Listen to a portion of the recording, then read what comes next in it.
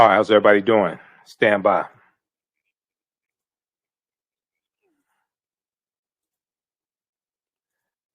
Stand by.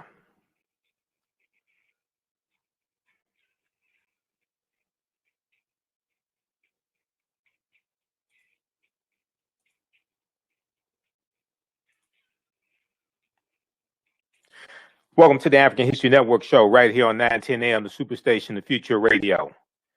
Yeah, I'm your host, Brother Michael Imhotep. It is Monday, February 8th, 2021, and we are live.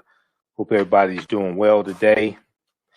Well, it is the second full week in February, and we know it's African American History Month. And this is already a busy African American History Month. Yes, on yesterday's show, we talked about the documentary that was going to air on PBS on Monday, February 8th. It's going to air today. And it is dealing with the history of Black Wall Street in Tulsa, Oklahoma. So it aired on PBS, American Experience on PBS. The name of the documentary is Goin Back to T-Town. Goin Back to T-Town. And it originally aired in 1993. And they re-aired it because of this year, 2021, is the 100th year anniversary of the Tulsa massacre in Black Wall Street, Tulsa, Oklahoma, the Greenwood district. So we're going to talk some about the documentary. I watched a lot of it. And there's a big article from the Tulsa World newspaper, tulsaworld.com, that I talked about some on yesterday's show. PBS to rebroadcast 1993 documentary on Black Wall Street. So this article is 33 pages. And I know it's 33 pages because I printed the article out. And this is 33 pages, right? Ink cartridge going out on me. The color ink cartridge is going out on me. But we're going to deal with some of this history. It's a good topic to talk about during African American History Month, okay? And when we talk about the history of Black Wall Street, we tie into the history of Tulsa, Oklahoma, and the history of Oklahoma, and we deal with the Indian Removal Act of 1830, and we deal with the Choctaw, Chickasaw, Creek, Cherokee, and Seminole Indians who all owned African slaves. We deal with the Civil War and Reconstruction and African Americans leaving the South, searching for a better way of life, and many of them going out to Western territories. So it ties into all of that history, okay? And we deal with racism, and we deal with the rise of the Ku Klux Klan, and all different types of things like that, okay? So we'll talk some about that documentary. Did you see it? If you saw it, give us a call, 313-778-7600, 313-778-7600 is the call-in number if you have a question or comment, 313-778-7600. On PBS this evening, they re-aired a documentary from 1993 about Black Wall Street in Tulsa, Oklahoma, called Goin Back to T-Town, Going Back to T-Town. T-Town meaning Tulsa, Oklahoma.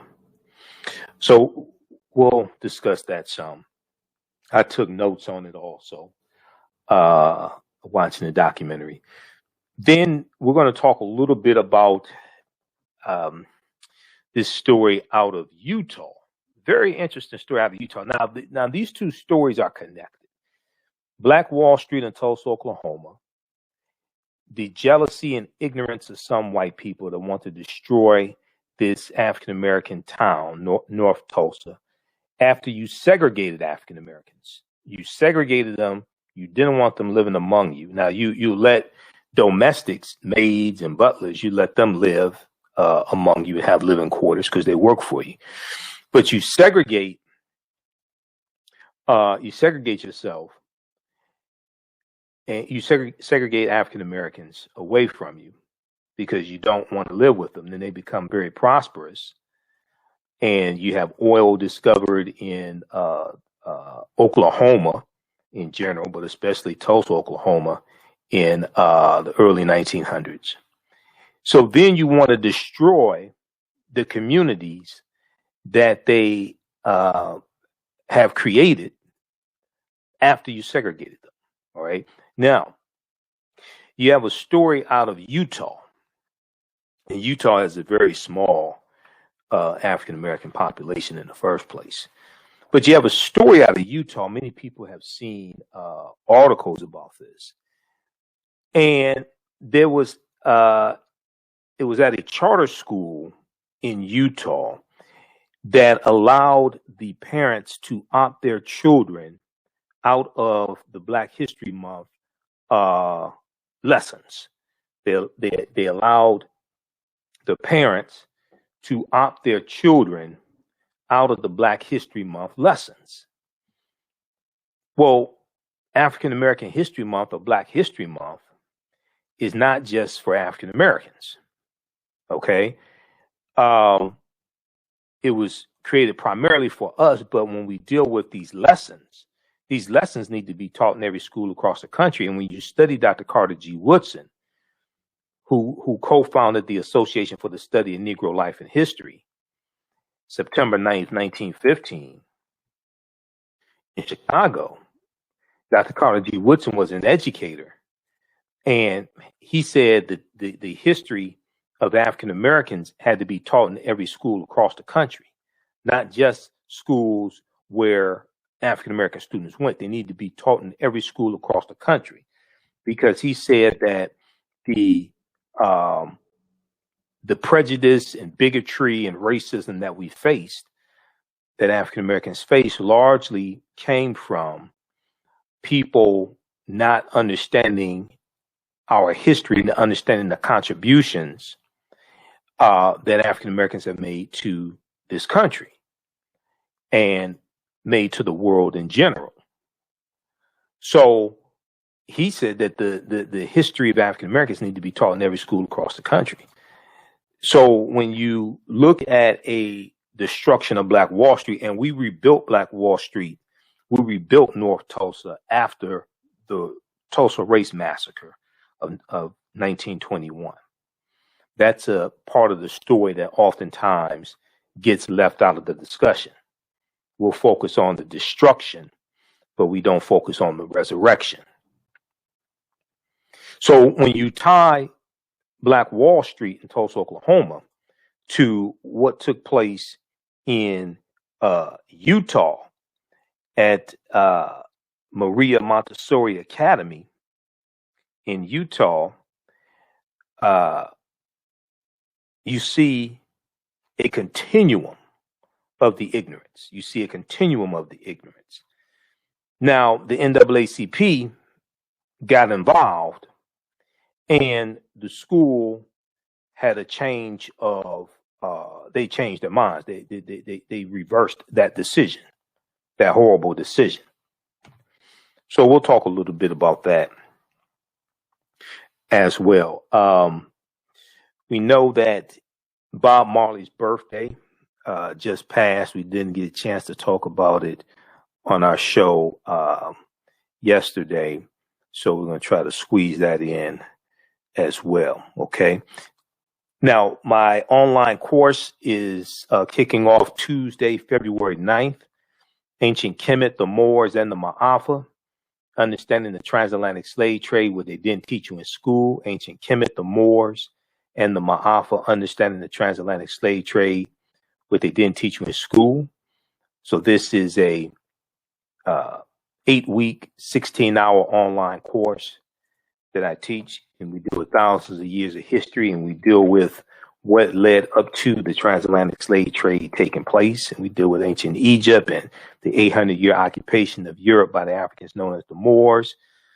And when we deal with the transatlantic slave trade, we can't start dealing with our history in slavery, shackled in chains and conquered by Europeans. We have to understand that African people are the original people of North, Central, and South America. And we were in the land that today we call the United States of America, going back at least 51,700 years. And if you read The First Americans Were Africans, Documented Evidence by Dr. David Imhotep, which is one of the books I reference in the course, he deals with this history and the evidence of it as well. Okay, so the class starts up February 9th. It's 8 p.m. to 10 p.m. Eastern Standard Time. We do it live at our online school.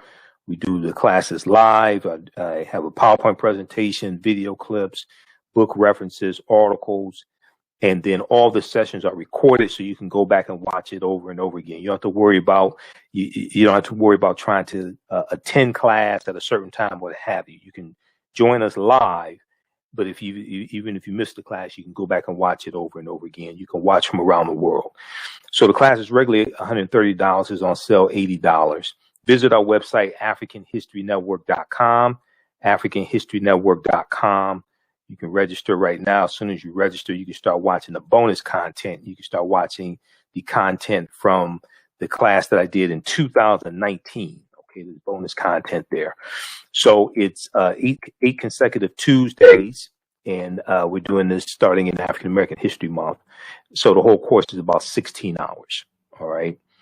Ancient Kemet, the Moors, and the Maafa, understanding the transatlantic slave trade, what they didn't teach you in school. So we just posted a link here, and also it's on the homepage of our website, AfricanHistoryNetwork.com. You can register there. If you like this type of information, also you can donate to the African History Network. You can support us, $ TheAHNShow through Cash App, $ TheAHNShow through Cash App, and then also through PayPal, paypal.me/TheAHNShow, paypal.me/TheAHNShow, or at our website.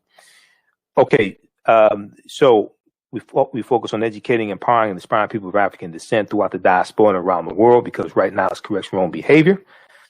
What you do for yourself, what you do to yourself, and what you allow other people to do to you and get away with is based upon what you think about yourself. We're coming up on a break. 313-778-7600 is the call-in number. 313-778-7600 is the call-in number. Did you see the documentary about Black Wall Street on PBS today? If you saw it, or if you've seen other documentaries, give us a call. Let us know what you thought. We'll be back in a few minutes.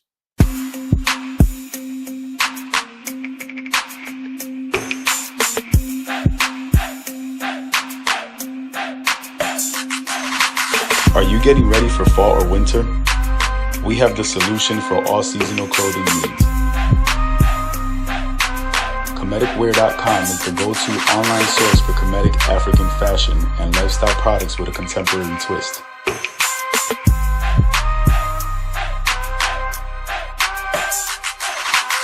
We're committed to offering unique styles reflecting our African heritage.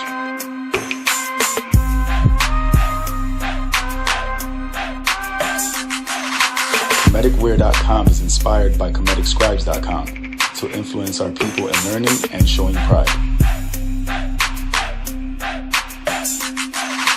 Please visit our website at Kemeticwear.com.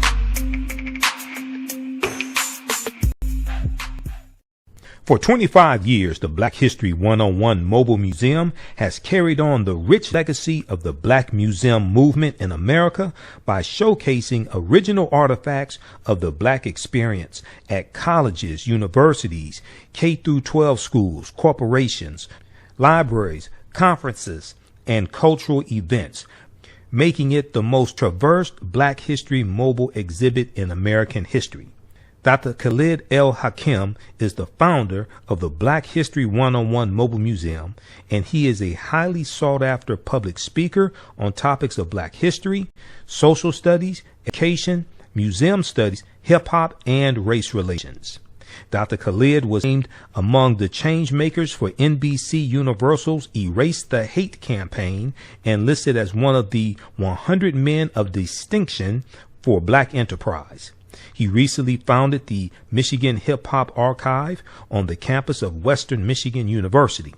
The Black History 101 Mobile Museum is currently scheduling in-person and virtual exhibits nationwide.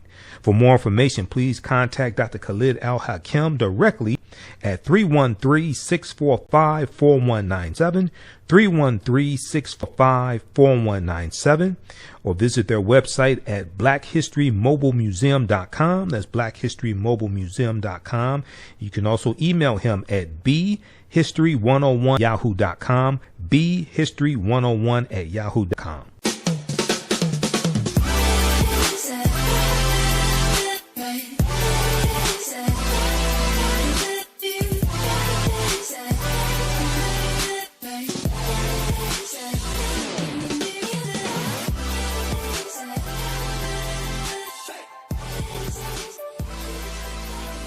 Visit 4glossygirls.com. That's the number 4glossygirls.com, and follow them on Instagram at 4glossygirls.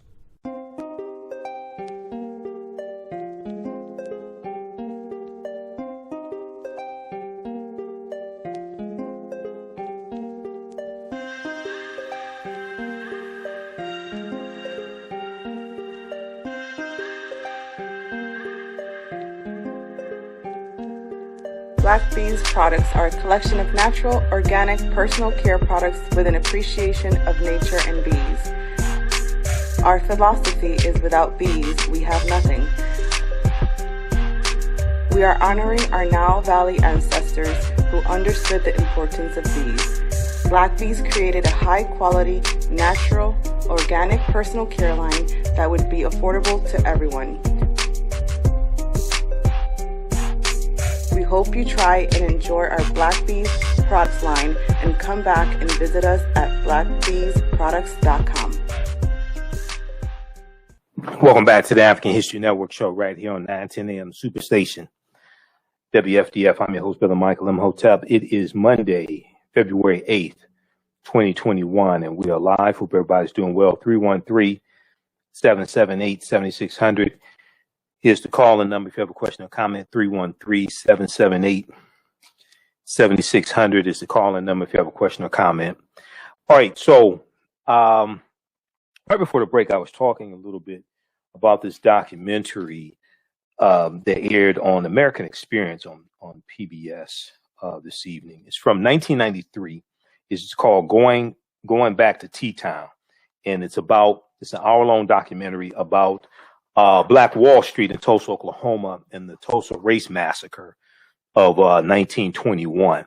Now, they're re-airing it because this year is the 100th year anniversary of the Tulsa Race Massacre. I have done a 2.5-hour lecture dealing with the history of Black Wall Street as well. This is Black Wall Street from Destruction to the Resurrection of Economic Empowerment. It's available at our website, AfricanHistoryNetwork.com. It's on DVD and digital download. So I've done a lot of research dealing with the history of Black Wall Street. So the film is produced by Sam Pollard and Joyce Vaughn, and it was written by Tulsa native Carmen Fields, who's a journalist and media consultant, who's now based in Boston, Massachusetts. The film is narrated by Ossie Davis. Now, the film is from 1993, so we know Ossie Davis has passed on. John Hope Franklin, the great African-American historian, is in the film because his family's from Tulsa, Oklahoma. He's passed on as well. The executive producer of American Experience is Cameo George. Cameo George said in a statement, "Going Back to T-Town is a film that was made for the series nearly 30 years ago, and yet it remains shockingly relevant today. Being able to pull this film out of the vault for rebroadcast is a special opportunity and a reminder of the unique legacy of the series." Now, when this film premiered in 1993, the Tulsa World newspaper, the Tulsa World's Review, called it a slick and intelligent piece of documentary filmmaking that should intrigue longtime Greenwood aficionados and newcomers to the story alike.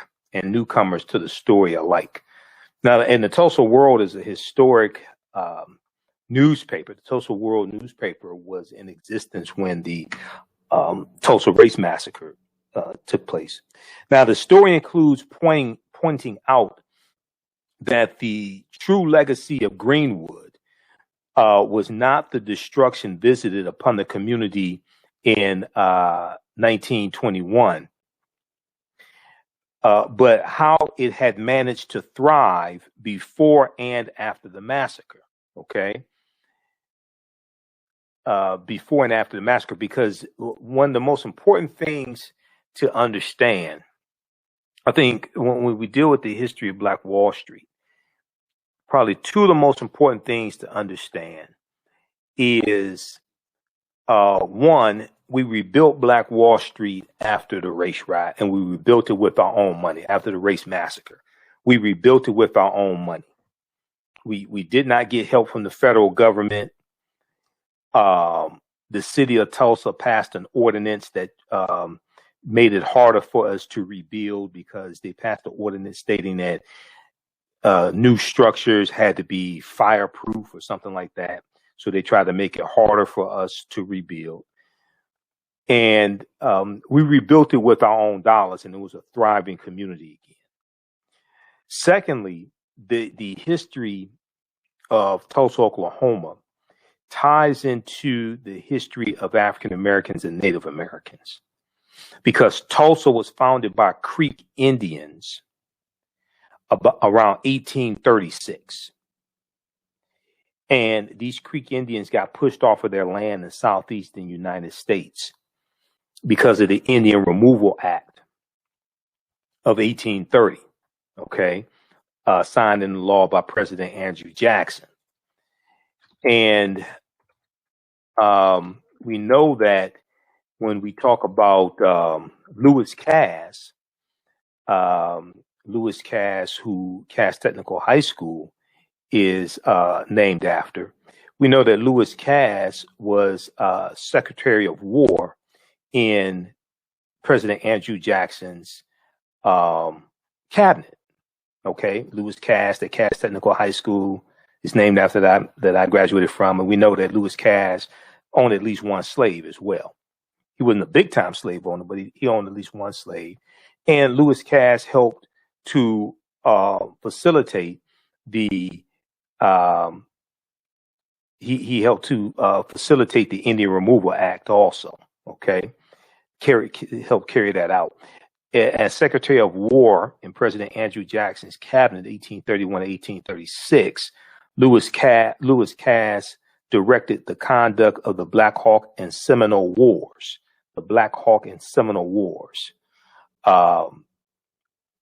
There was also an article from what publication was that? It was one in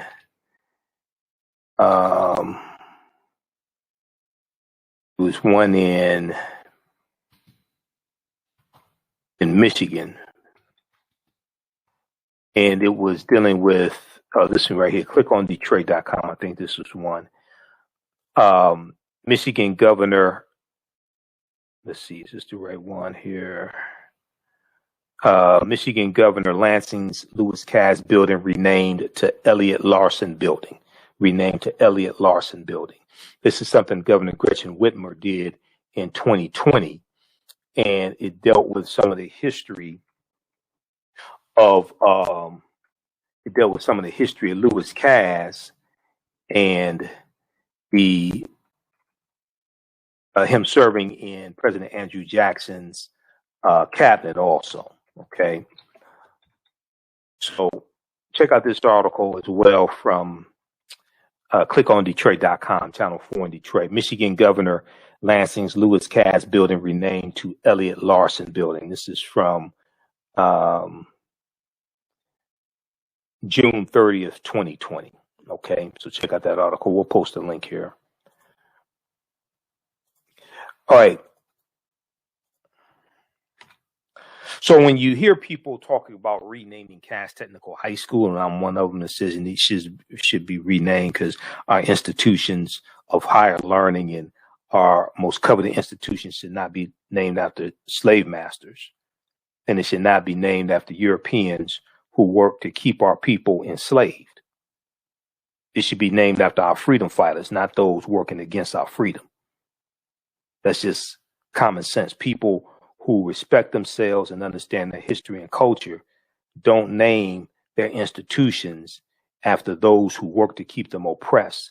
They name their institutions after those who fought against the oppressors and worked to liberate their people.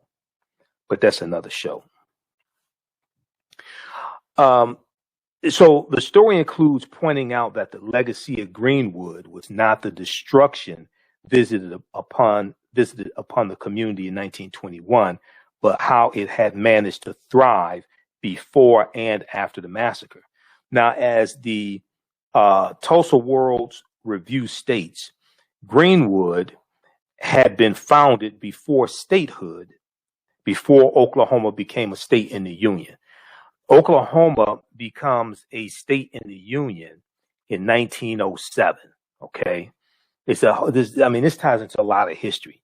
And what happens is when Oklahoma becomes a state in the Union, the state legislature of Oklahoma starts passing all these laws to legalize segregation. Okay, so because this is after Plessy versus Ferguson, 1896 U.S. Supreme Court case. So they start passing all these laws in the state legislature to legalize segregation. And when we talk about Bass Reeves, the legendary lawman, who it's believed the Lone Ranger character is based off of. Bass Reeves lived in Oklahoma, and he was a deputy marshal, a deputy U.S. marshal in Oklahoma. Well, when the U.S.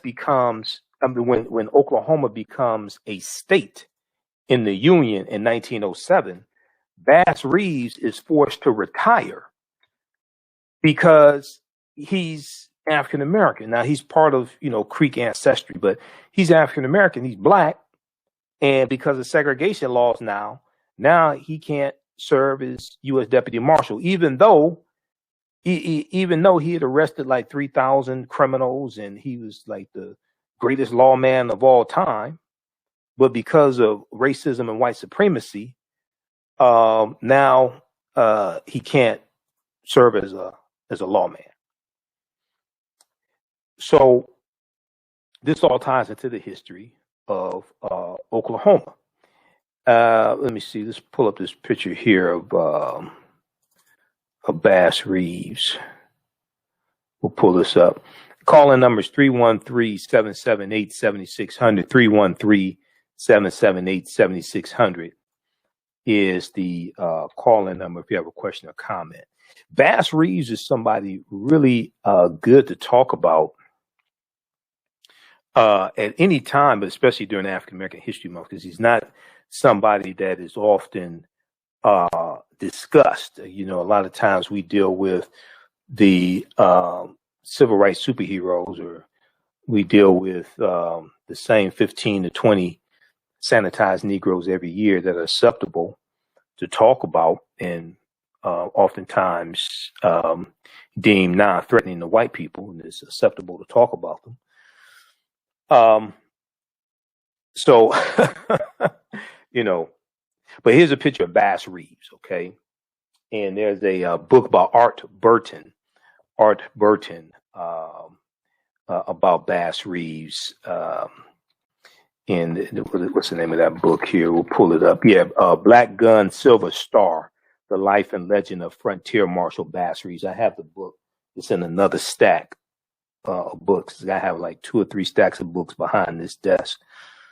So it's in another stack of books. Black Gun, Silver Star, The Life and Legend of Bass Reeves. Okay, so check that out as well. That book, it came out in 2008.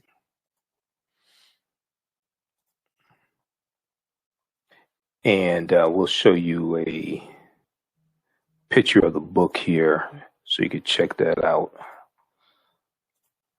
And Art Burton was, I think, probably the first one that drew the comparison between Bass Reeves and the Lone Ranger. Okay. Black Gun, Silver Star, the life and legend of Frontier Marshal Bass Reeves. So when we deal with this history, this takes us in many different directions. Okay. And it deals with everything from Bass Reeves to Sarah Rector.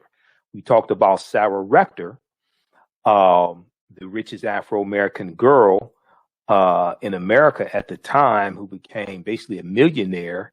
She's about 12 years old or something. It was in 1913. And we talk about Sarah Rector, okay? And Sarah Rector was, her family, her parents were descendants of, they were former slaves to Creek Indians. And they got land because of the Black Freedmen Indian treaties of 1866 and land distributed through the Dawes Allotment Act. And oil is going to be discovered on her land. Okay. Oil is going to be discovered on land that she owned. So all this history is connected. Let's look at this. There was an article from face-to-faceafrica.com about Sarah Rector. And we talked about Sarah Rector on the show last week. Meet Sarah Rector, the 12-year-old who became America's youngest Black millionaire in 1913. Okay, it's a fascinating story about Sarah Rector. And then when you deal with stories like this ties you into the founding of Tulsa, Oklahoma, and the Indian Removal Act of 1830, the Black Freedmen Indian treaties of 1866. It ties you into the Choctaw, Chickasaw, Creek, Cherokee, and Seminole Indians that all owned African slaves. It's a deep, deep history that this connects you to. Okay.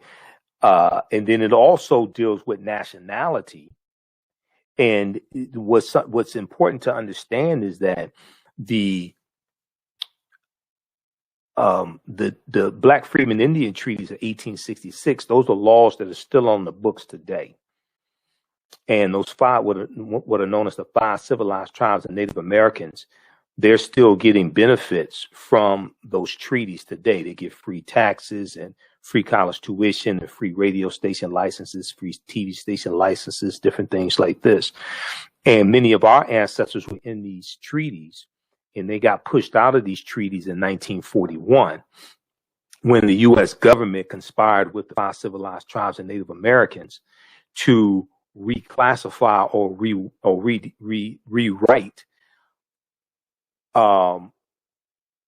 what it means to be a Native American. And it stated that you had to have 1 quantum or 1/4 Native American blood. But the previous treaties did not state that. And so they're pushing African people out of these treaties.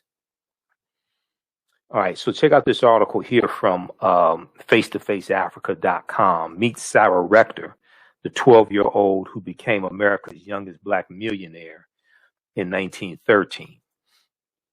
Because all this history is connected. Now, as if we flip over here to the article here, I pulled it up. It's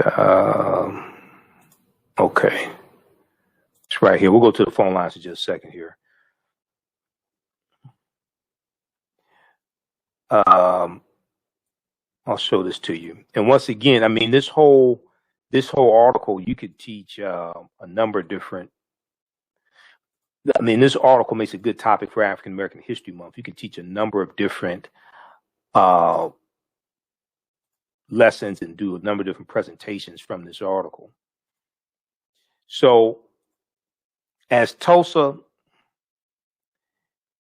hold on, let me see something here. As the Tulsa World's Review states, the Tulsa World newspaper, as their review of the documentary states, Greenwood had been founded before statehood, and the residents dug in and refused to be crushed by the oppressive Jim Crow laws, which the new legislators passed among their first orders of business. This is like the first thing that they're doing, passing segregation laws at the state legislature level.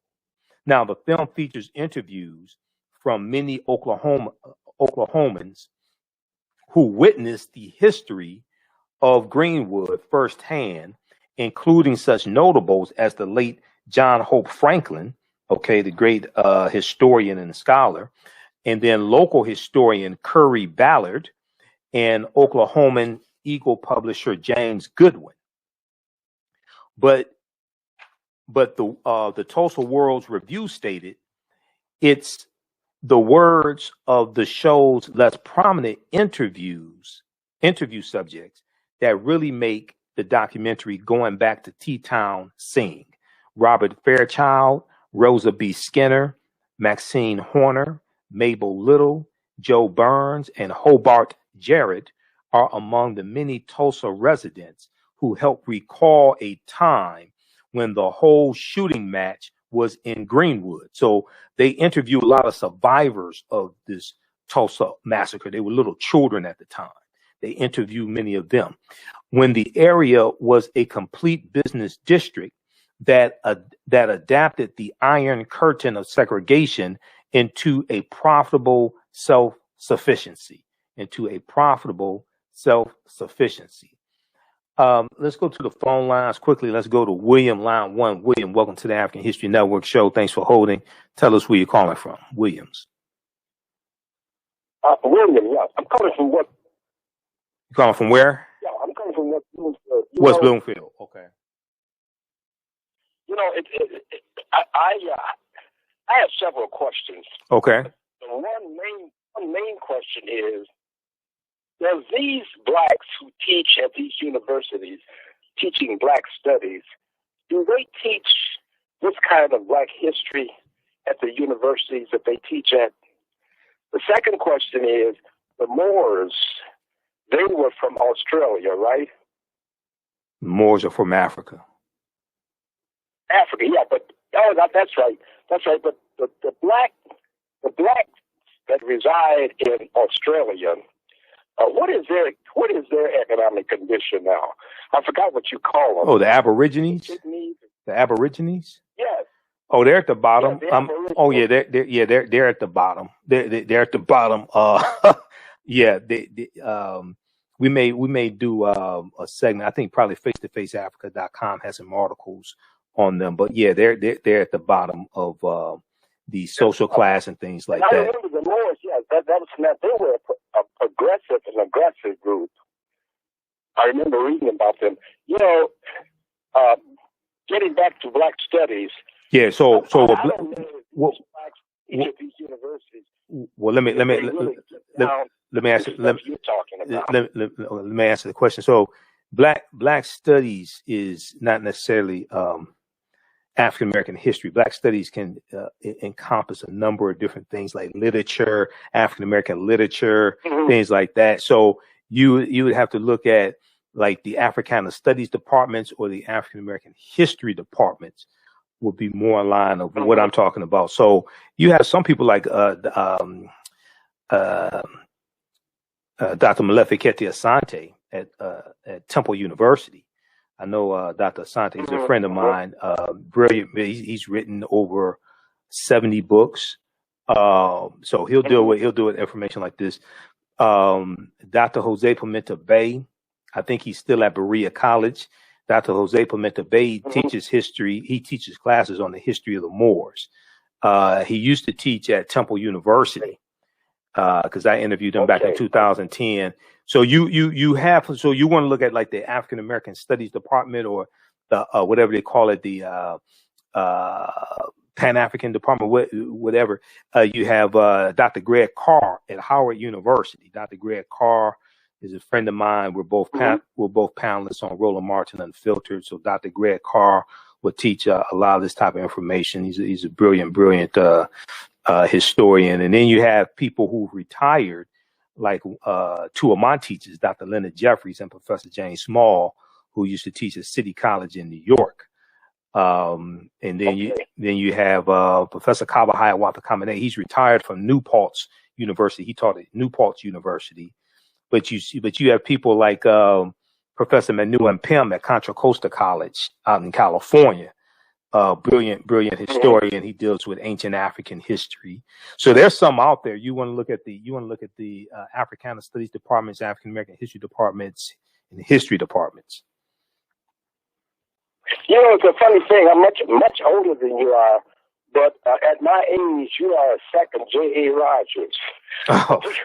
Because you bring a lot of data to the table. Oh, thank you. And I'm telling you. Oh, thank you. I was 19 when I was exposed to J.A. Rogers. Right. And my whole thinking turned because I was educated in Detroit. Mm-hmm. You know, and the only thing I learned at the time was Booker T. Washington, George Washington Carver, and that was it.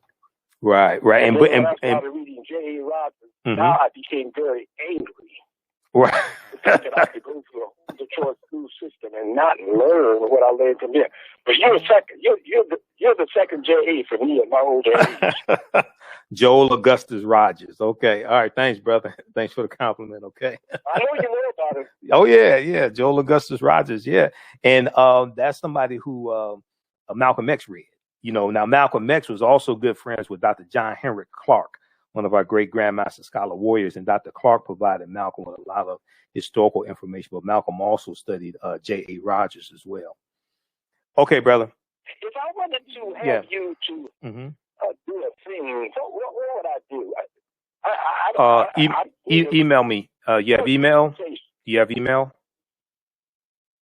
Yes. Yeah. Email me at customer service at AfricanHistoryNetwork.com. Customer service at AfricanHistoryNetwork.com.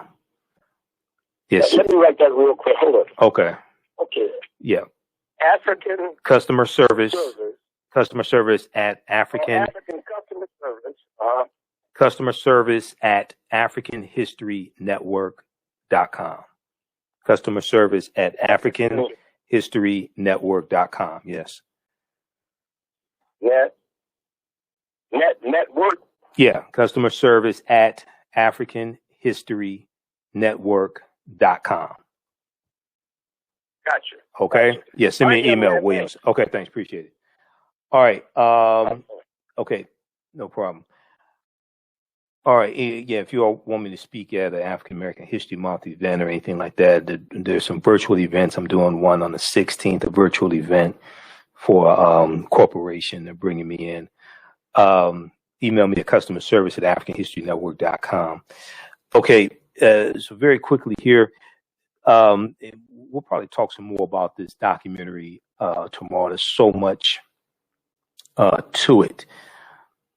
So the film premiered in 1993, and it aired on PBS back in 1993, and they re-aired it today. So you have well-known people and not so well-known people who are interviewed, many of them survivors of the Tulsa Race Massacre. Now, while the events of the 1921 Tulsa Massacre take up a fair amount of the documentary's running time, the Tulsa World's Review said, quote, the documentary's finest moments take place during the recounting of how Greenwood rebuilt and preserved. And, like I said, this is like the most, probably the most important part of the story of Tulsa, Oklahoma. It's not that we built Black Wall Street and the Greenwood District. The Greenwood District was the business district which started at the intersection of and Pine. GAP, Greenwood, Archer, and Pine. So it's believed this is where the Gap Band got their name from, Gap, GAP, because they're from Tulsa, Oklahoma. is not that they built Black Wall Street. It's that they rebuilt it with their own dollars. That's like the most, to me, that's, having studied this and having read Hannibal B. Johnson's book on Black Wall Street, which is probably one of the best books dealing with the history of Black Wall Street. This one right here, Black Wall Street from Riot to Renaissance in Tulsa's historic Greenwood District. So I think probably the most important part is that we rebuilt it with our own dollars. Okay, so if we look quickly here, and we're going to continue this discussion on our social media platforms. So those watching us on our Facebook fan page, The African History Network, and our YouTube channel, Michael Imhotep, keep watching, because we only have a few more minutes left here on 9:10 a.m. the Superstation. The documentary's finest moments take place during the recounting of how Greenwood rebuilt and preserved, becoming recognized as the largest Black business section in the United States only 15 years after it had been put to the torch. Okay, so they're talking about 15 years after 1921. They're talking about 15 years after the Tulsa Race Massacre. Okay, they rebuilt it, and it was the Greenwood district, which was the business district, was recognized as the largest Black business section in the United States after they rebuilt it. See, this is one of our greatest success stories, I think, in the history of this country that we have to study.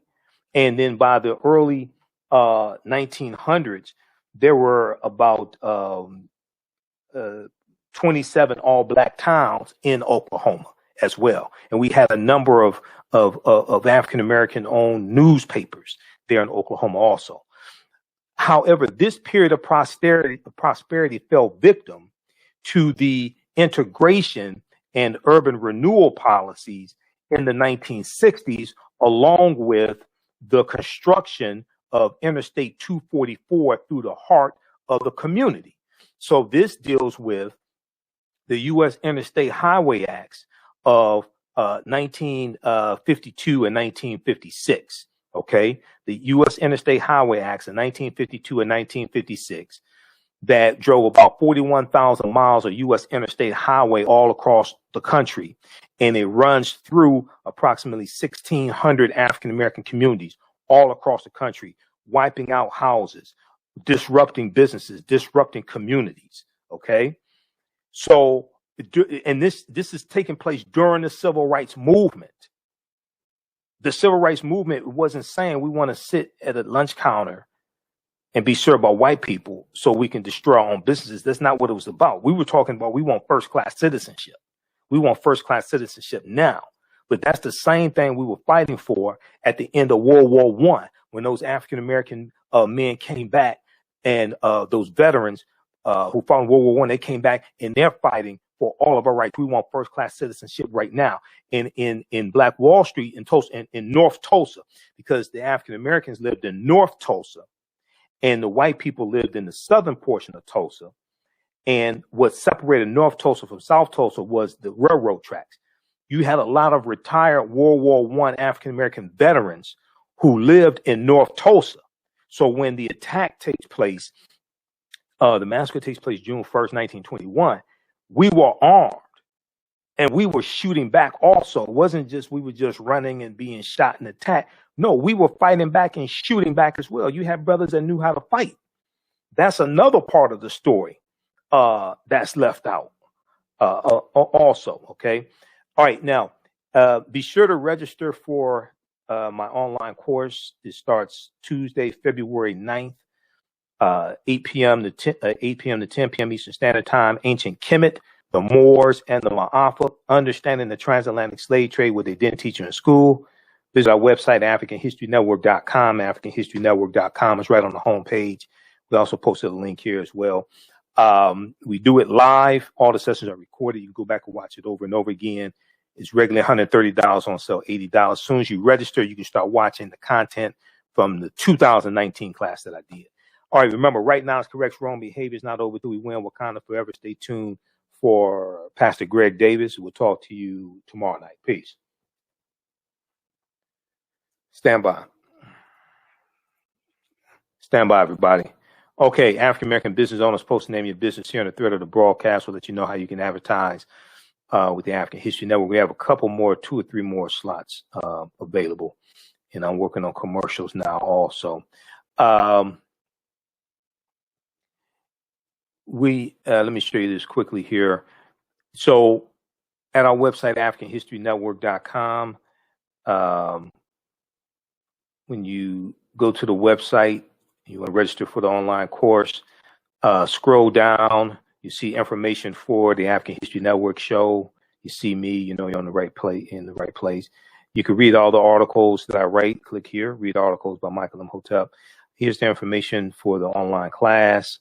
Okay, and you see the flyer. Starts February 9th, 2021. And even if you know friends that you want to join the class, they find out after February 9th, they can still join. Okay, click here for register here. It takes you to the next page. Click right here, enroll. And as soon as you register, click here for enroll. As soon as you register, you can start watching the content from the 2019 class that I did because it's archived there. There's bonus content. Okay. All right. So we just posted the link here for ancient Kemet, the Moors, and the Maafa, understanding the transatlantic slave trade, what they didn't teach you in school. With blackbusinesstee.com, the messages are clear and meaningful. Keep your business in the black and out of the red. Mind your black business, know your numbers, and plan strategically. Black business boss, lead your industry. Support black business, encourage, patronize, and uplift one another. Blackbusinesstee.com currently has products sold in Detroit, Atlanta, Chicago, and Los Angeles, with proceeds returned to the black community. They have a wide selection of hoodies, t-shirts, mugs, hats, sweatshirts that support black-owned businesses.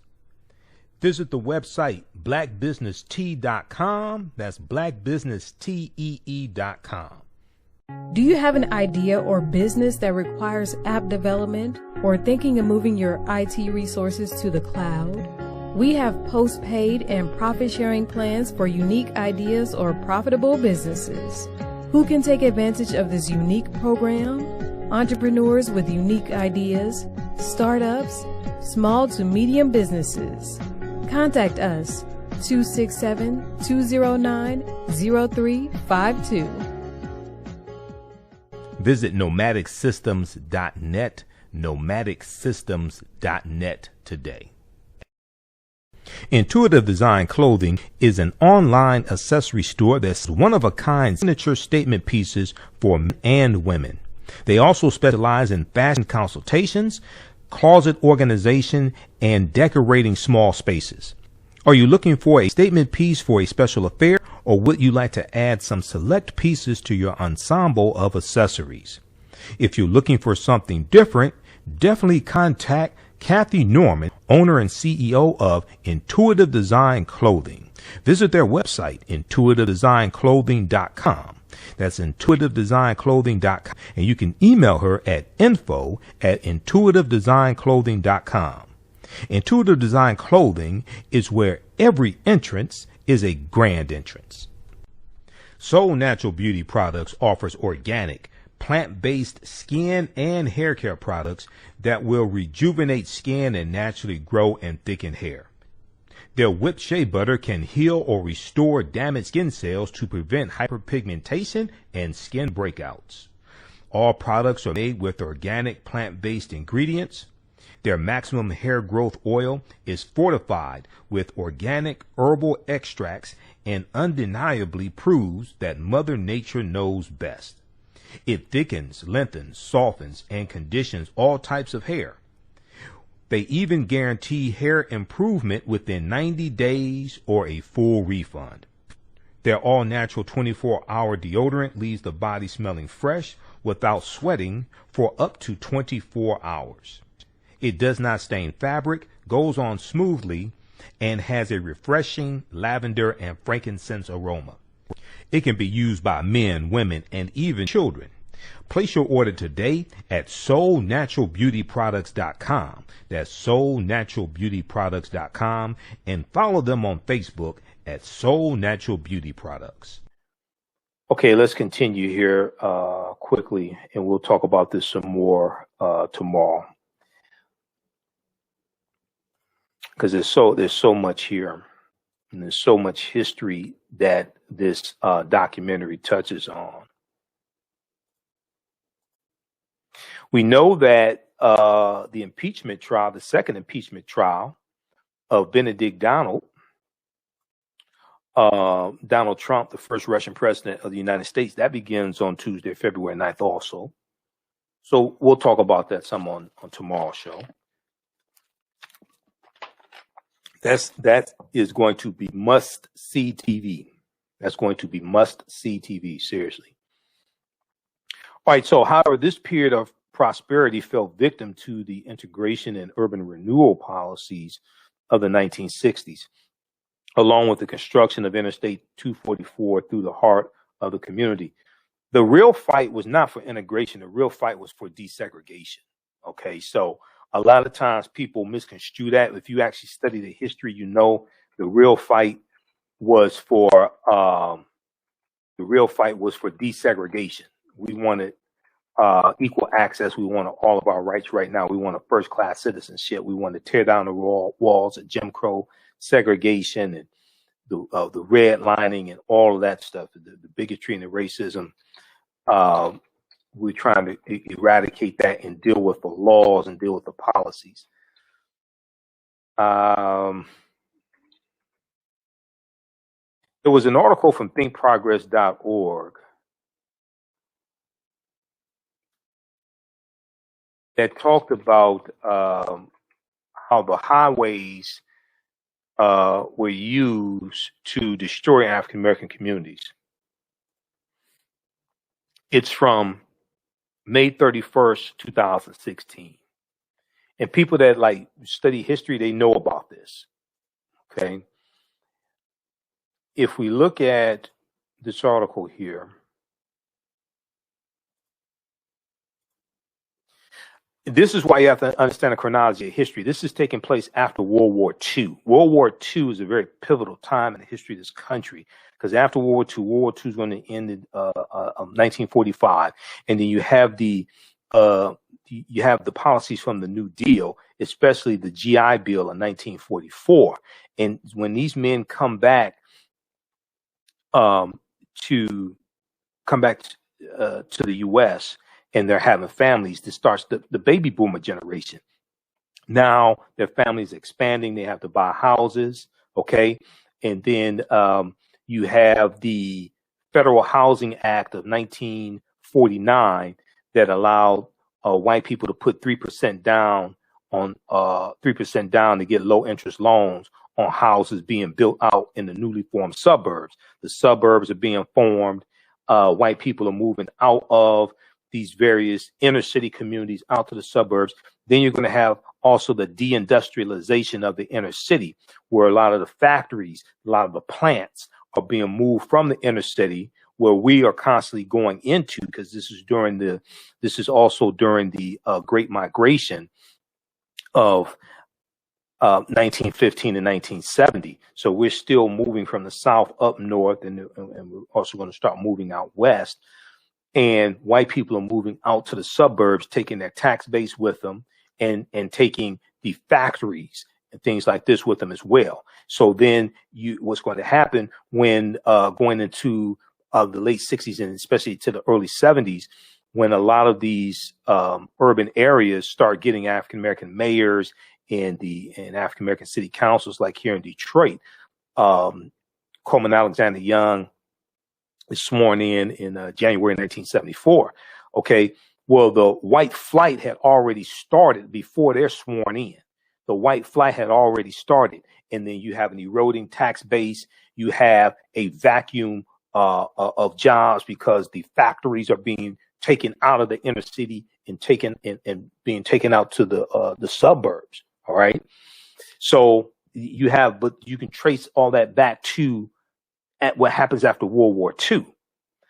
And then they're using the U.S. interstate highways to destroy a lot of these African American communities. So if we look at this article here, top infrastructure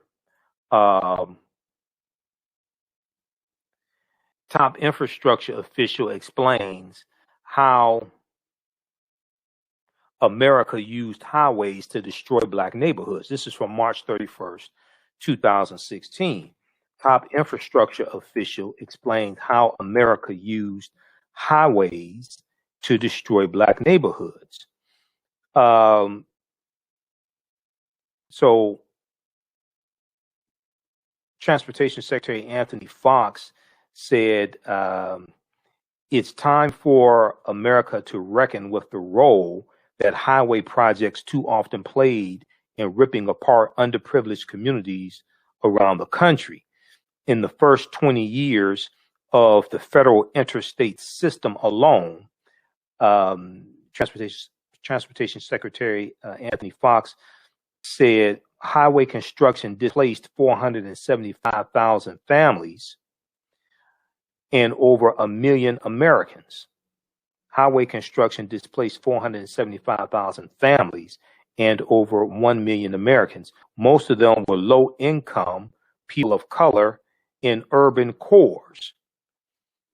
It was Fox's second speech in as many days about how federal infrastructure projects contribute to inequality and poverty. Contribute to inequality and poverty, and how the agency wants to make up for it now. What the secretary is doing appears unprecedented, the Washington Post notes. Secretary Foxx, only the third African American to ever hold the top federal transportation policy job, is explicitly acknowledging and condemning a history of destroying black communities and stealing wealth from their residents through intentional decisions. Okay, so read the rest of this article. I don't have time to get through it.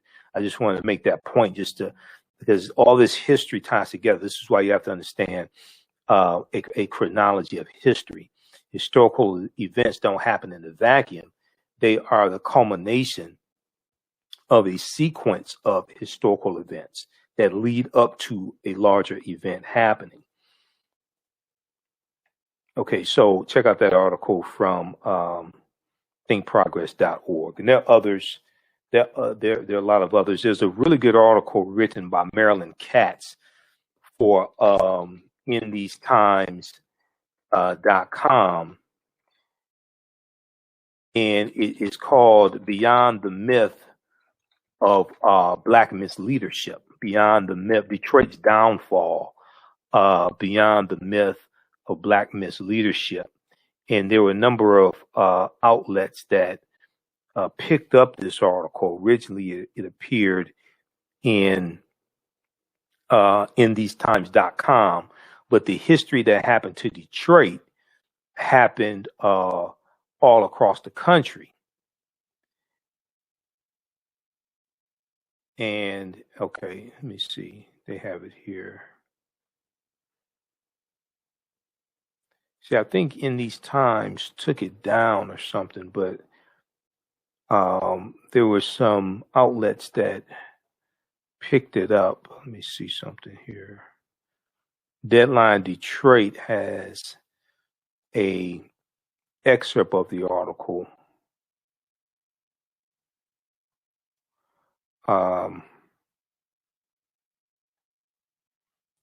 There's one from portside.org. They reprinted the article. I'm going to show this to you. When I deal with some of the history of Detroit, this is one of the articles that I cite.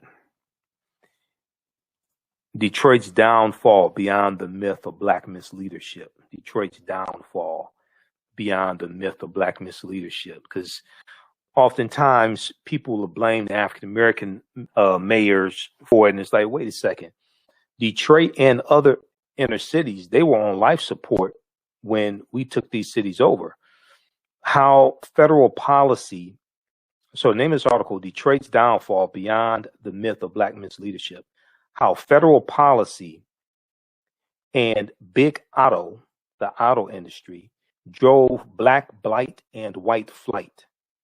Detroit's first black mayor, Coleman Young, and those that followed may not have known it, but Detroit was already on life support, and they were the hospice team.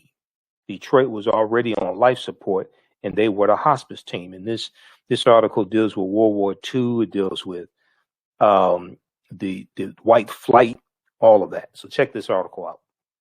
This is history, but what happened to Detroit happened to other big cities as well, with the deindustrialization of the inner city, the creation of the suburbs, using the redlining system to discriminate against African Americans trying to buy property and buy homes.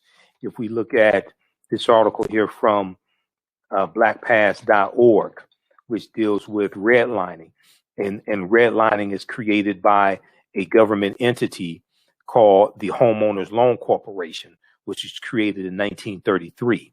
And the redlining process basically starts about 1937. All this comes from the federal government. Okay, all this comes from the federal government.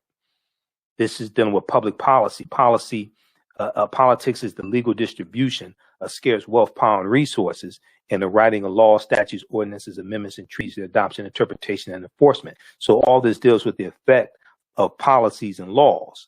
So redlining, 1937. This is from blackpast.org. Redlining refers to a discriminatory pattern of disinvestment and obstructive lending practices that act as an impediment to home ownership among African Americans and other people of color. Banks use the concept to deny loans to homeowners and would-be homeowners who lived in these neighborhoods. This in turn resulted in neighborhood economic decline and the withholding of services or their provision at an exceptionally high cost.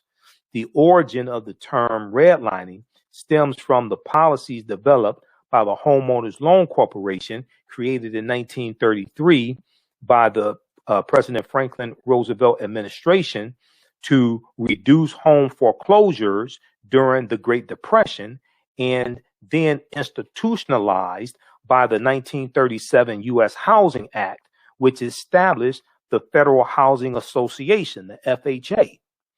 Federal housing agencies, including the Homeowners Loan Corporation, the HOLC, and the FHA, the Federal Housing Association, determined whether areas were deemed unfit, for investment by banks, insurance companies, savings and loans associations, and other financial services companies. The areas were physically demarcated or marked with red shading on the map. In contrast, zones which were perceived which were to receive preferential lending status were marked in green shading, and intermediate areas in blue shading. Often, these decisions were arbitrarily based on the area's racial composition rather than income levels. While the practice was almost universal before 1968, the Civil Rights Act passed that year theoretically outlawed redlining. That's they're talking about the Fair Housing Act of 1968. The Fair Housing Act of 1968. It theoretically outlawed redlining, but it's going to take another 20 years before the laws are actually going to be enforced. When you go study the Federal Housing Act, it takes 20 years before the laws are actually enforced. Nonetheless, the impact was felt long after that date. In a series of Pulitzer Prize winning articles, which appeared in 1988 under the title The Color of Money, Atlanta Journal-Constitution reporter Bill Dedman described how Atlanta, Georgia banks still discriminated by the racial designation of neighborhoods. His article illustrated how these banks were nearly twice as likely to lend to homeowners and prospective home buyers in low-income white neighborhoods as in affluent black areas. Okay, so white people in low-income white neighborhoods were twice as likely to get twice as likely to get loans than African Americans in affluent African American neighborhoods. Go read this article here. This ties into laws and policies. Okay, so when we look at the it was an executive order from Joe Biden dealing with redlining and targeting redlining. This is what this is talking about. It wasn't on the first day. It was one of the ones from one of the later ones. He did 10 on the first day. The first day he did the one dealing with advancing racial equity and support for underserved communities through the federal government. That was January 20th. There was another one that he did that dealt with redlining. Let's see if I can pull it up here. Okay, you have to go to whitehouse.gov. Whitehouse.gov is there. Let me see something here.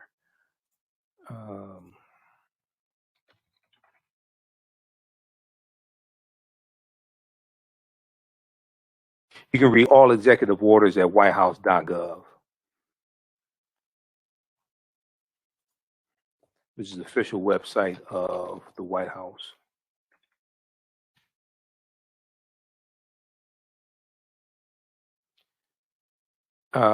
This one right here.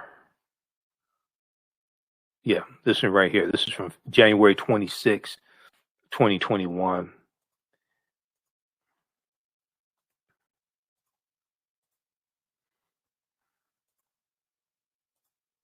Memorandum on redressing our nation's and the federal government's history of discriminatory housing practices and policies. This executive order was signed January 26, 2021. Memorandum on redressing our nation's and the federal government's history of discriminatory housing practices and policies. Memorandum for the Secretary of Authority investigators. Hope to read this. Federal, state, and local governments systematically implemented racially discriminatory housing policies that contributed to segregated neighborhoods and inhibited equal opportunity and a chance to build wealth for Black, Latino, Asian American, and Pacific Islanders and Native Americans, etc. Read this. This is an important executive order here. You need policy, you need laws to pass the House of Representatives and the U.S. Senate. But until you get that, you want executive orders to address these issues also. These include a racial gap in home ownership, persistent undervaluation of properties owned by families of color, a disproportionate burden of pollution and exposure to the impacts of climate change in communities of color, and systemic barriers to safe, accessible, and affordable housing for people of color, immigrants, individuals with disabilities, lesbian, gay, bisexual, transgender, etc. Everything is dealing with underserved populations. Read this full executive order here, because this ties into a history of redlining and how redlining has been used disproportionately against African Americans, and is one of the tools that was used to help keep us from accumulating wealth as well when it comes to buying properties and buying real estate and being able to have the properties appreciate in value and create wealth. Okay, that executive order ties into all of that. All right, here for it. Let's continue because I've got to get out of here. We have to be back here tomorrow, and I have to get ready to teach this class. Okay. So if we look at where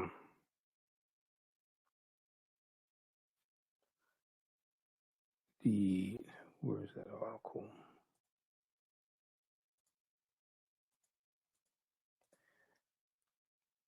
All right, back Tulsa World.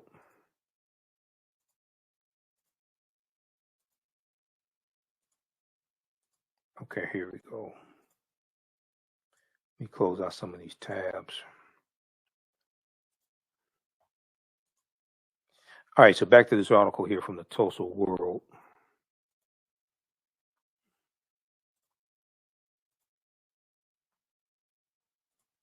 Okay, so as Goodwin says in the film, quote, "I don't think racial segregation is a good thing, but the quality of our lives in many respects was better in the days of segregation, and the challenge today is to make it as good or better."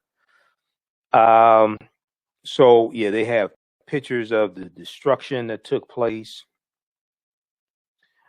In 1921, Tulsa was the home of one of the most prosperous African American communities in the country. Businesses flourished along Greenwood Avenue, dubbed Black Wall Street. According to a tradition by the great educator Booker T. Washington, residential neighborhoods spread out in a bustling community of several thousand souls. Okay. All right. So check this out. We'll talk some more about this on tomorrow's show, because this article is literally 33 pages. I'm going through reading it now. PBS to rebroadcast 1993 documentary about Black Wall Street on Monday. So it aired today. I don't know if they're going to rebroadcast it. Name of the documentary is Goin Back to T-Town. Goin Back to T-Town. You can check and see if it's on YouTube also. All right. Okay. These other stories we're going to get. There's a couple other stories we'll get to. We'll have to get to those on Tuesday. We'll look at this quickly here. Many people have seen this story dealing with this school, this Montessori school in Utah. Okay. And them allowing parents to opt their children out of Black History Month lessons, which is like really dumb. It's dumb and insulting at the same time, because we don't have a choice usually to opt our children out of white history lessons or American history or something like that. It's a requirement. You need to take American history to graduate. Usually, most schools, you need to take American history, American government, something to graduate. So if we look at this article here very briefly, there was one from USA Today. I saw a number of different outlets, because first they reported that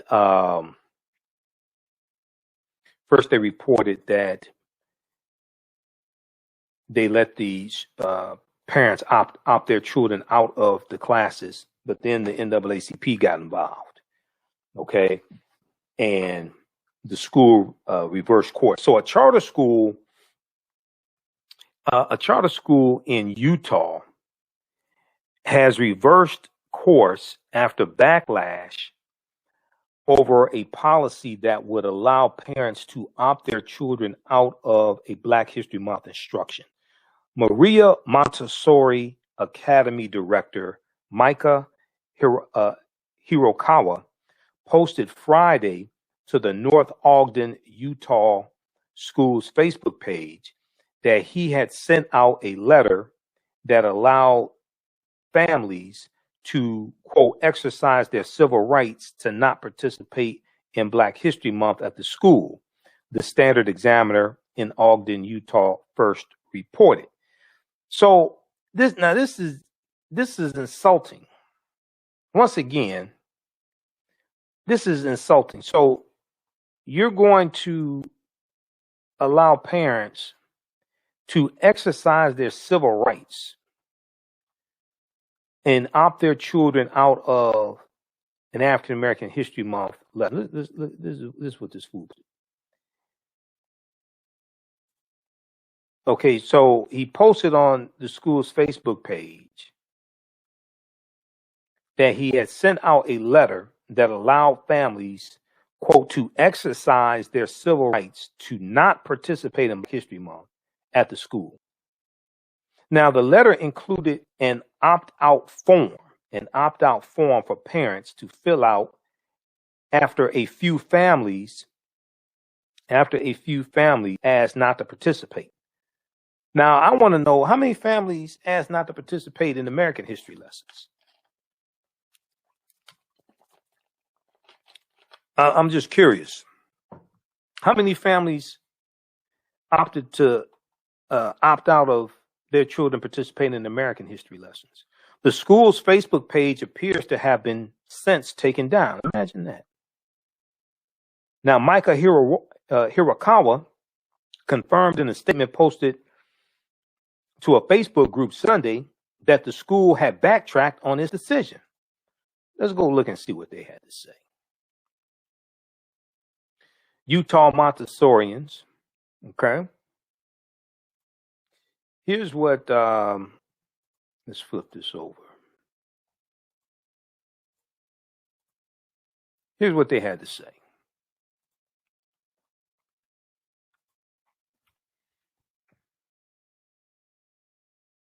As director of Maria Montessori Academy in North Ogden, you may have heard some alarming news as our school works to change hearts and minds with grace and courtesy. It's been a rough road as we work to honor and follow each child's and each adult's personal journey. Please consider the following public statement as a full step in the right direction. Mahalo for all your aloha and support. Okay, so appears maybe he's Hawaiian. The Maria Montessori Academy Board of Directors and the school director have one primary goal: providing a quality and equitable education to all of our students. Celebrating Black History Month is part of our tradition. Y'all should bring me in to do an African American History Month presentation. Because, this is scary on multiple levels. First of all, I'm afraid to see what the hell they're teaching for Black History Month. One. Two, the fact that you would have families that would object to their child participating in Black History Month lessons. Guess y'all don't have too many Black friends, do you? Celebrating Black History Month is part of our tradition. We regret that after receiving requests, an opt-out form was sent out concerning activities planned during this month of celebration. I hope you're not going to do any slave reenactments, are you? I'm just, because sometimes, it's like you have some people, you have some white people who may mean well, but they just think they're like doing a good thing, doing slave reenactments. They're going to do, Abraham Lincoln reading the Emancipation Proclamation and slaves getting happy dancing or something like that. I mean, they think they're doing a good thing, but you're not. Okay, this is why this study right here from the Southern Poverty Law Center is so important. Teaching Hard History American Slavery. Teaching Hard History American Slavery from the Southern Poverty Law Center. This is why this is so important. Because, first of all, this study documents how the history of slavery is being incorrectly taught in schools all across the country. Right here may be one of them that is being incorrectly taught in. I don't know for certain. I have a hunch.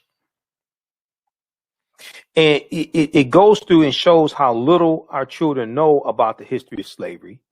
And it shows how they are It shows how little they know about the history of slavery, and it also shows it gives all types of recommendations on how to more correctly teach the history of slavery as well. So every school district across the country should use this. Every teacher should use this. It's free. Download it. I took it to the printer, got it printed up. It's at splcenter.org. splcenter.org. It's called Teaching Hard History, American Slavery. They did a survey of 1,000 high school seniors and found out how little they know about the history of slavery. If you don't understand the history of slavery, you really don't understand the history of this country. And then this ties into the history of African Americans. This ties all this is connected. This is all connected to the history of this country, connected to the U.S. Constitution, Civil Rights Movement, Reconstruction, Civil War, Jim Crow segregation, and it brings you right up to today and the structural inequities we're dealing with today. You can draw a straight line, okay? So this is why it's important to understand history, to understand how did you get to this point? What were the steps that brought you here? What were the policies and laws that put in place? So you understand how to solve a problem. So you understand how to get out of a predicament. And a people's history and culture teaches them how to deal with the problems of the past in the present and the future to meet the needs of the community also. So if you just look very quickly here at this study on page 9, it talks about how only 8% of high school seniors surveyed could identify slavery as the central cause of the Civil War. Only 8% of high school seniors surveyed could identify slavery as the central cause of the Civil War. 68% of high school seniors surveyed did not know that it took a constitutional amendment to formally end slavery. Okay, that was the 13th Amendment. Okay, so check this out at the Southern Poverty Law Center, splcenter.org, called Teaching Hard History, American Slavery. So if we flip back over here, we regret that after receiving requests, an opt-out form was sent out concerning activities planned during this month of celebration. We are grateful that families that initially had questions and concerns have willingly come to the table to resolve any differences. And at this time, no families are opting out of our planned activities, and we have removed this option. I sure hope y'all don't have. Y'all not going to do any reenactments of slave auctions, are you? I'm just, because they've done that in different schools too. They, I may need to call them or something. Okay, so in the future, we will handle all parental concerns on an individual basis. We are excited to celebrate the rich content of Black History Month at our school. Okay, all right, hopefully so. So,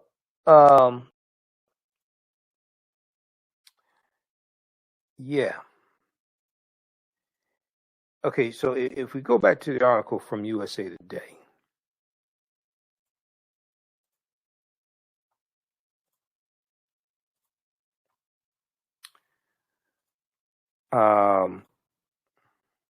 So the letter included an opt-out form for parents to fill out after a few families asked not to participate. I wonder why they didn't want to participate. The school's Facebook page appears to have since been taken down. Now, Michael Imhotep confirmed in a statement posted to a Facebook group Sunday that the school had backtracked on this decision. Quote, "We are grateful that families that initially had questions and concerns have willingly come to the table to resolve." Okay, we read that. The decision followed widespread backlash from both the community and nationally, both the community and nationally. Now, Betty Sawyer, president of the Ogden branch of the NAACP, confirmed to the USA Today that she contacted the school early Saturday about its decision.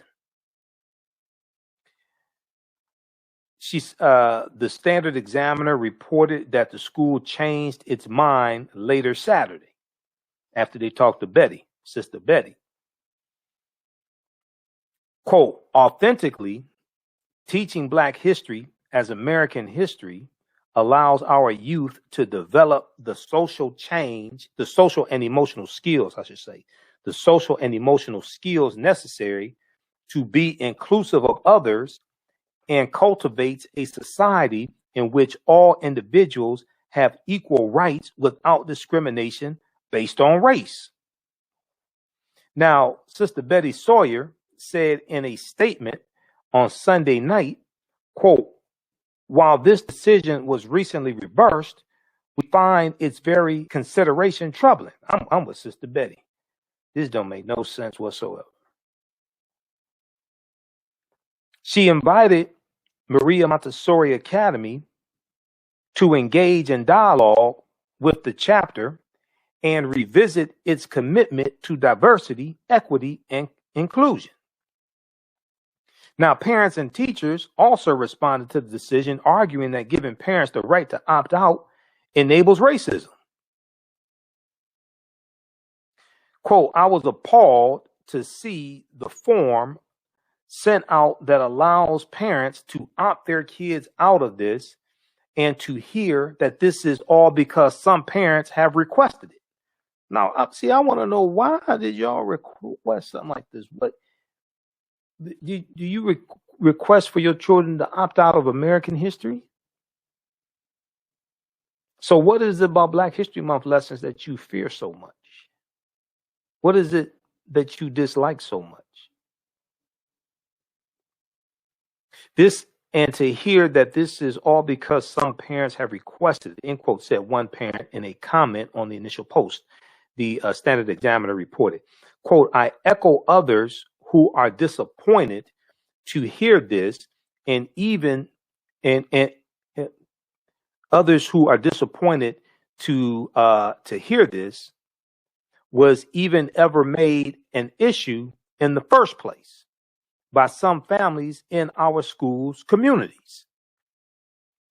Now, Maria Montessori, which serves elementary and middle school students, incorporates Black History Month into its regular social studies and history lessons throughout February, Michael Hirakawa said.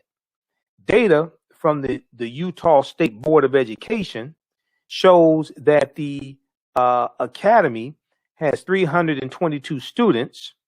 3 are Black, while about 70% are white.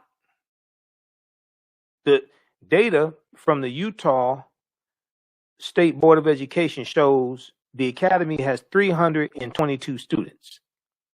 3 are Black, while 70% of the students are white. No kidding. Never would have figured that one. Didn't see that one coming. Okay.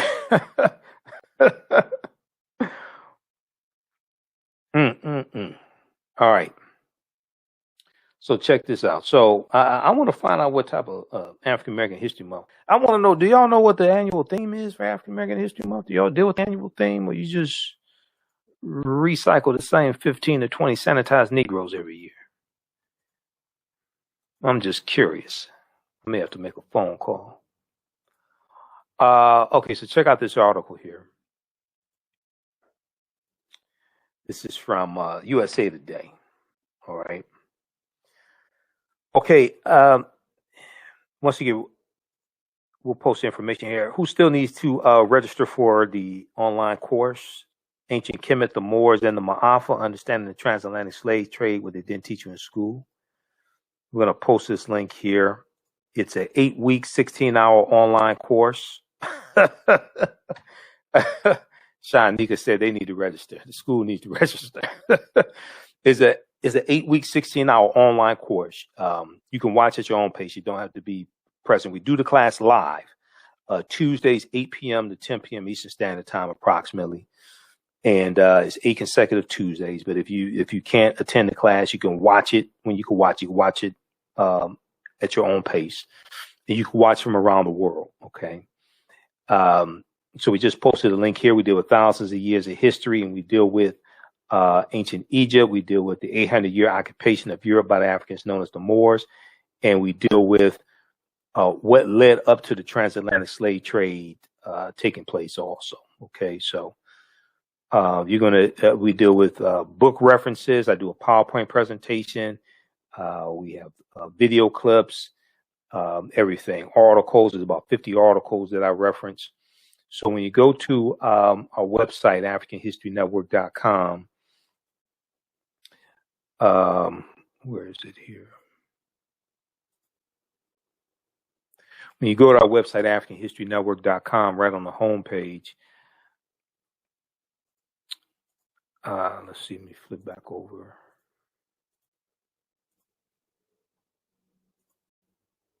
So a lot of people are asking me, what am I doing for African American History Month? So this is why we started this in the month of February. Okay, so you scroll down, you go right to our homepage, you see the information for the African History Network show, and you can listen to audio podcasts. You click right here, it's an audio podcast of the show. We're on iHeartRadio as well. Download the iHeartRadio app.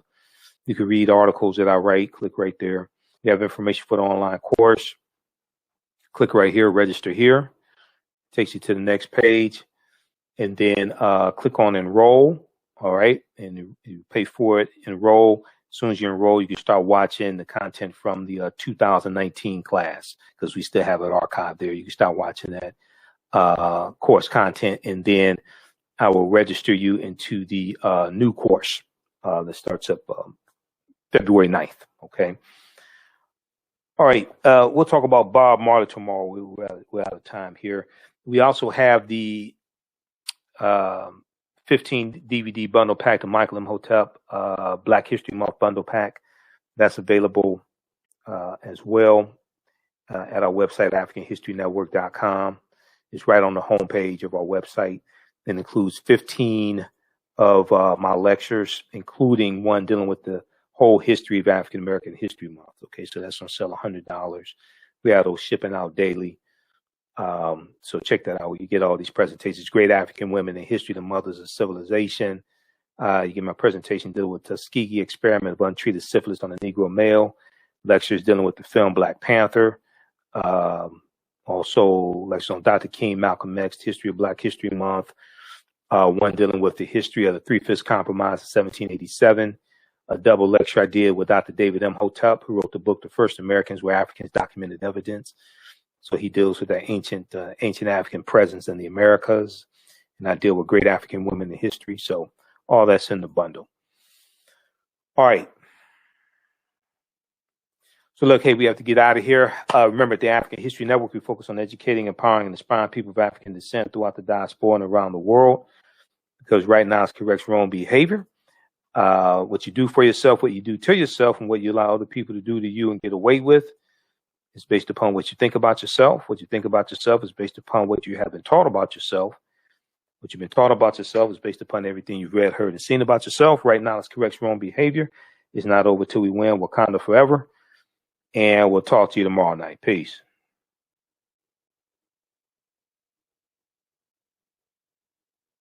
For 25 years, the Black History 101 Mobile Museum has carried on the rich legacy of the Black Museum movement in America by showcasing original artifacts of the Black experience at colleges, universities, K-12 schools, corporations, libraries, conferences, and cultural events, making it the most traversed Black History mobile exhibit in American history. Dr. Khalid El Hakim is the founder of the Black History 101 Mobile Museum, and he is a highly sought-after public speaker on topics of Black history, social studies, education, museum studies, hip-hop, and race relations. Dr. Khalid was named among the change makers for NBC Universal's Erase the Hate campaign and listed as one of the 100 men of distinction for Black enterprise. He recently founded the Michigan Hip Hop Archive on the campus of Western Michigan University. The Black History 101 Mobile Museum is currently scheduling in-person and virtual exhibits nationwide. For more information, please contact Dr. Khalid Al-Hakim directly at 313-645-4197, 313-645-4197, or visit their website at blackhistorymobilemuseum.com. That's blackhistorymobilemuseum.com. You can also email him at bhistory101@yahoo.com, bhistory101@yahoo.com. Have you tasted the world famous No Frowny Brownie yet from the Pink Bakery? If not, what are you waiting for? They are vegan, gluten-free, and free of the big 8 allergens. While eating their No Frowny Brownies, the fabulous Miss Tabitha Brown said they were very good. Very good. And you know, if she says that, they are. The Pink Bakery is the first Black-owned, Big 8 allergen-free baking mix company. Go to thepinkbakery.com, that's thepinkbakery.com, to order their No Frowny Brownie mix today. Soul Natural Beauty Products offers organic, plant-based skin and hair care products that will rejuvenate skin and naturally grow and thicken hair. Their whipped shea butter can heal or restore damaged skin cells to prevent hyperpigmentation and skin breakouts. All products are made with organic plant-based ingredients. Their maximum hair growth oil is fortified with organic herbal extracts and undeniably proves that Mother Nature knows best. It thickens, lengthens, softens, and conditions all types of hair. They even guarantee hair improvement within 90 days or a full refund. Their all-natural 24-hour deodorant leaves the body smelling fresh without sweating for up to 24 hours. It does not stain fabric, goes on smoothly, and has a refreshing lavender and frankincense aroma. It can be used by men, women, and even children. Place your order today at soulnaturalbeautyproducts.com. That's soulnaturalbeautyproducts.com, and follow them on Facebook at Soul Natural Beauty Products. Gain knowledge in minutes with Blacklist Ed. Blacklist Ed is an app that provides insightful summaries of books pertaining to the Black experience. As Black people, we know the importance of reading books to discover our incredible contributions to world history, to uplift our self-esteem, and to empower ourselves for our relentless fight for social justice. Unfortunately, with our busy lives, it feels like there is never enough time to read a book. Fortunately, there's a solution. With Blacklist Ed, their app provides key insights from best-selling books about the Black experience, therefore saving you time, increasing your knowledge, and empowering yourself through inspirational and actionable ideas. You can read or listen on the go. Start your free trial today by going to blacklisted.com. That's Black without the C, B-L-A-K. Or you can download the Blacklist Ed app from the App Store or Google Play. Blacklist Ed, empower yourself. Yaya Rule is a line of African print-inspired apparel catered to the Black community. The pieces include t-shirts, sweatshirts, hoodies, jackets, dresses, skirts, activewear, bags, and other accessories and home decor. This brand offers a revived way for men and women to wear their Black pride and honor their African heritage anywhere at any time. This apparel line is for anyone, whether you are working in the corporate world, are an entrepreneur, or an artist. Their selection will allow you to casually let your pride shine or dress it up as wanted. It is for those who have already embraced African fabrics and for those who are just getting introduced to them. Reclaim and experience